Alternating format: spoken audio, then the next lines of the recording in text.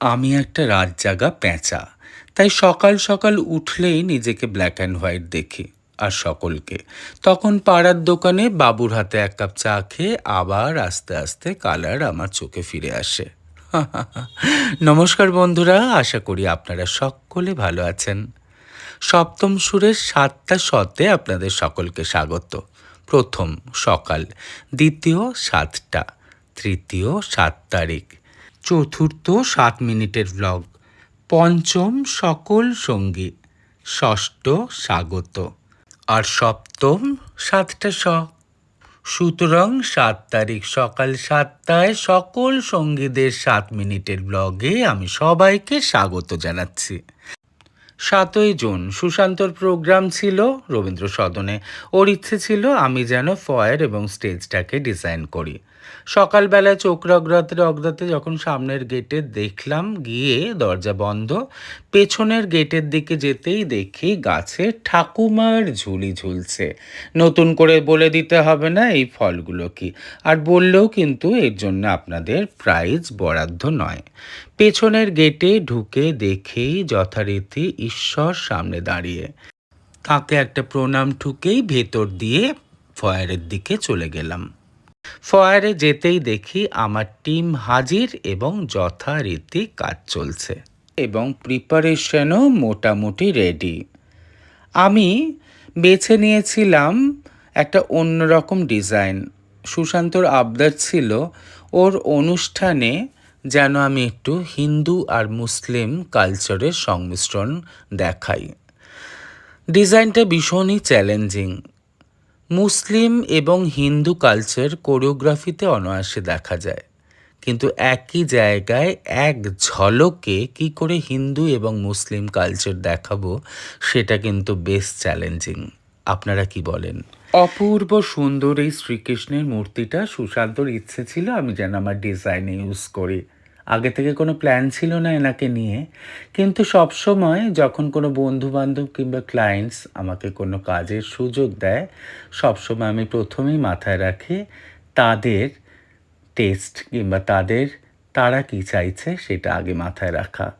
সেই জন্য as a designer সবচেয়ে বড় কথা সেইটা আমি প্রেফার করি। দেখতে দেখতে সুশান্তর কাছে একবার দেখা করে এলাম। ও নিজের মোহরা দিতে স্টেজে বিজি ছিল। তার সাথে সুশান্তর সমস্ত স্টুডেন্টস এবং বন্ধুবান্ধবদের এক ঝলক দেখে তাদের উৎসাহ বাড়িয়ে এলাম, প্রোগ্রাম যেন অনেক ভালো হয়। এদের মধ্যে অনেকেই সুশান্তর তত্ত্বাবধানে আমার কোরিওগ্রাফিতে কাজ করেছে, তাই অনেকেই আমাকে চেনে নিলয় স্যার হিসেবে। ওদের সবাইকে আরেকবার উৎসাহ দিয়ে আমি আমার কাজের দিকে আবার মন দিলাম। যাকগে, আপনারা অবশ্যই জানাবেন যে আমার কাজ কেমন হয়েছে। অবশ্য তো দেখাবো, সেই জন্য শেষ অবধি কিন্তু ভিডিওটা আপনাদের দেখতে হবে। তারপর একটা ফাঁকে চলে এলাম রবীন্দ্র সদনের বাইরে একটু গরম হাওয়া খেতে। দিনটা বেশ গরম ছিল। তারপরে আবার মধ্যাহ্ন 12:30 বাজে। অত্যাধিক গরমে বাইরেটা ঘুরে ঘুরে দেখি অনেক দিন বাদে এসছি আমি, সুতরাং নন্দন চত্বরে এলে নন্দনটা রোদ হাওয়া বৃষ্টির জল সবসময় ভালো লাগে। এদিকে দেখুন এই মহারাজকে 2 হাত তুলে বৃষ্টি প্রার্থনা করছে ভগবানের থেকে। বরুণ দেবতা কি সায় দেবে আজকে কি জানি। আবার মনে হয় যে আজকে বৃষ্টি না হলেই হয়তো ভালো, তাহলে অনেকেই আসতে পারবে না। যা হোক, আবার আমি রবীন্দ্র সদনে গরম হাওয়া খেয়ে ভেতরে ঠান্ডা হাওয়ার আশায় ঢুকে পড়লাম। এসেই দেখি যে প্রায় অনেকটাই শেষ হয়ে গেছে। অচিন্ত আমার ক্রাফট অ্যাসিস্ট্যান্ট, ওর সাথে আমার অনেক কাজ, সুতরাং ওরা আগে এসে গেলেও কাজটা বেশ ভালো করেছে ওরা। কারণ আমরা ফোনে এবং আগে মিটিং করে ক্লায়েন্টসদের টেস্ট অনুযায়ী পুরো ডিজাইনটা তৈরি করে আমরা আলোচনা করে নিই কোন মেটেরিয়াল এবং কীরমভাবে কী হবে।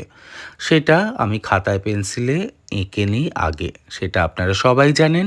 আমার কাজ আপনারা দেখেছেন, আমি কিন্তু একটু পুরনোপন্থী, সুতরাং হাতে কাগজ পেন্সিল নিয়ে কাজ করতেই পছন্দ করি।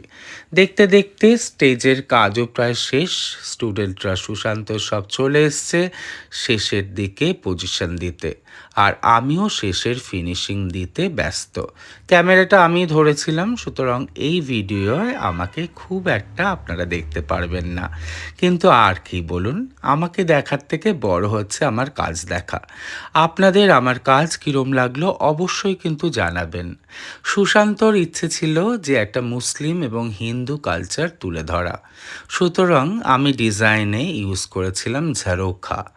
ঝারোখা কথার অর্থ হচ্ছে সুন্দর অলংকৃত জানলা কিংবা বারান্দা, যেটা রাজস্থানী এবং মুঘল কালচার দুটোতেই আপনারা দেখতে পাবেন। অনুষ্ঠান উদ্বোধন হলো এই ছোট্ট ছোট্ট সুশান্ত ছাত্রীদের দিয়ে। তারপর বিভিন্ন রকম নৃত্যের অনুষ্ঠান ছিল, আর শেষে ছিল সুশান্তর একক নৃত্য। প্রধান মঞ্চে আমি একটা দরবারি লুক দেওয়ার জন্য ঝাড়বাতি ইউজ করেছি। ডিজাইনে আগে থেকে ঝাড়বাতিগুলো কোথায় কীরমভাবে ঝোলাবো, তার সাথে কীরমভাবে অন্যান্য জিনিস আমি ইউজ করব, সেটা একে আমি আগে থেকেই একটা প্ল্যান করে রেখেছিলাম। ঝাড়োখার অনুকরণে তৈরি হয়েছে ঝাড়োখার দরজা। স্টেজের ওপর বিভিন্ন রকম উচ্চতায় আমি ঝাড়োখাগুলোকে ইউজ করেছিলাম। শেষের দিকে আমার ডিজাইনটা একবার আপনাদের দেখালাম। আমার টিম এবং আমি কীরম কাজ করেছি আপনারা অবশ্যই জানাবেন। দেখতে দেখতে একবার বাইরেটা দেখে নিন। ঝাড়োখা দিয়ে আমি এই ডিজাইনটা আগে থেকেই প্রস্তুত করেছিলাম। সূর্য, তারা এবং চাঁদ আমি ভেবেছিলাম ইউজ করব, কিন্তু সাথে সাথে শ্রীকৃষ্ণ ঈশ্বরকে পেয়ে আমার ডিজাইনটা চেঞ্জ করতে একটু হলো, আর যেটা হলো সেটা মন্দ হয়নি। আপনারাই দেখে বলবেন আমার এই হিন্দু এবং মুসলিম ঘরানার সংমিশ্রণ কেমন হয়েছে। আমার তো বেশ মিষ্টি লাগছে। শ্রীকৃষ্ণকে ঠিকমতো জায়গায় বসাতে পেরেছি তো? আপনাদের কিন্তু উত্তরের আশায় থাকবো। আপনারা খুব ভালো থাকবেন আর সবাইকে খুব ভালো রাখবেন। দেখা হবে পরের ব্লগে।